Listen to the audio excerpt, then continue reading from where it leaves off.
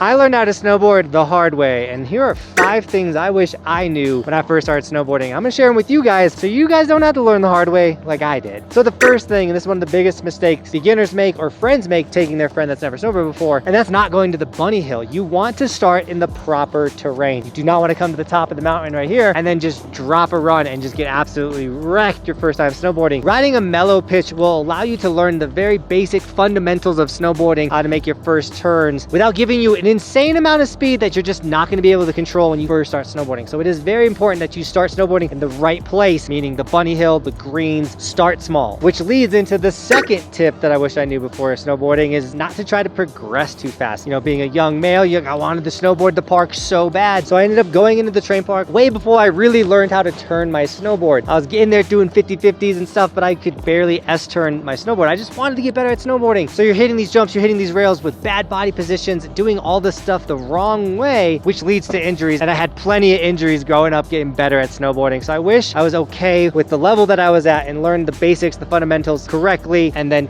went to the next step. Now, if you're like, how do I know the fundamentals? What's the next step? All this type of stuff. You should subscribe to this channel because I'm going to tell you guys all the steps and things through all the videos that I make. So subscribe. On the note of not progressing too fast as well, don't be frustrated with the level you're at. I get it. You're riding up the lift. You're seeing these people rip and you want to do it so bad, but you can't. And that's okay. Don't get frustrated. Don't get frustrated with the slams you're going to take in the learning process. It's a part of the game. Eventually, you'll get there. So stay calm. Don't give up. All right, the third tip is an important one. Learning how to layer properly. So many times I came to the mountain not wearing enough of the right clothing, and I thought it was sunny, it was gonna be warm, and sometimes the sunnier days are the coldest of the days. So I had to leave early because I just couldn't be out on the mountain. I was too cold. I didn't layer properly. So getting things like proper snowboard socks, you know, long sleeves under with layers that you can add or remove. You'd rather show up with too much on and then be able to take it down than show up with not enough and then you're just stuck. Like you just, you know, like if you're cold, you're gonna be cold. But if you're hot, you can always take a layer off, cool off a little bit. Especially with like a lot of jackets having vents and things, it's easier to cool off on the mountain than it is to warm up. Another good tip too is like a wool base layer will keep you dry on the mountain. I also really like puffy vests underneath.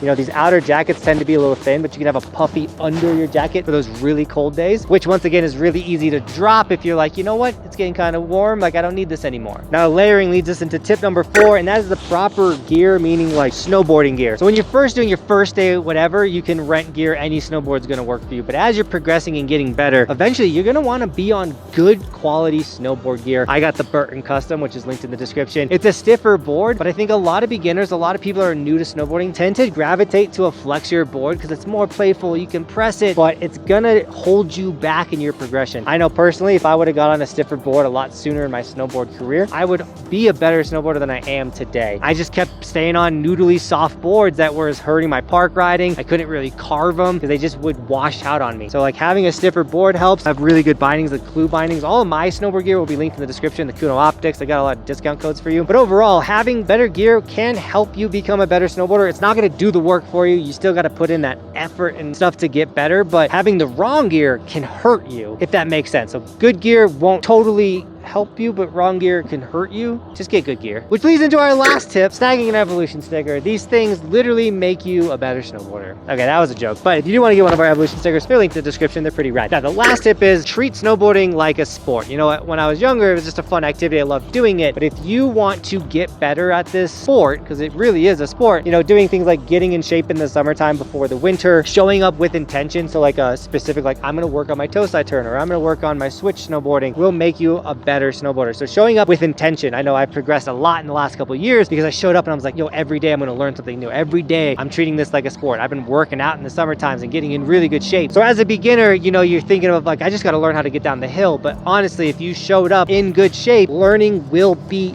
easier. Now, those are just 5 tips I wish I knew when I was a beginner snowboarder. I'm sure you guys got tons of tips. So fill up the comments. What are tips that you wish you knew before you started snowboarding? And maybe we can help other people that are about to get into this sport get better at it, because that's the whole purpose of this channel. Once again, like the video, subscribe. Thank you so much for shredding with me today. And as always, thanks for watching. Keep evolving. We'll see you guys tomorrow in another video. It's daily on this channel. We do stuff like this daily.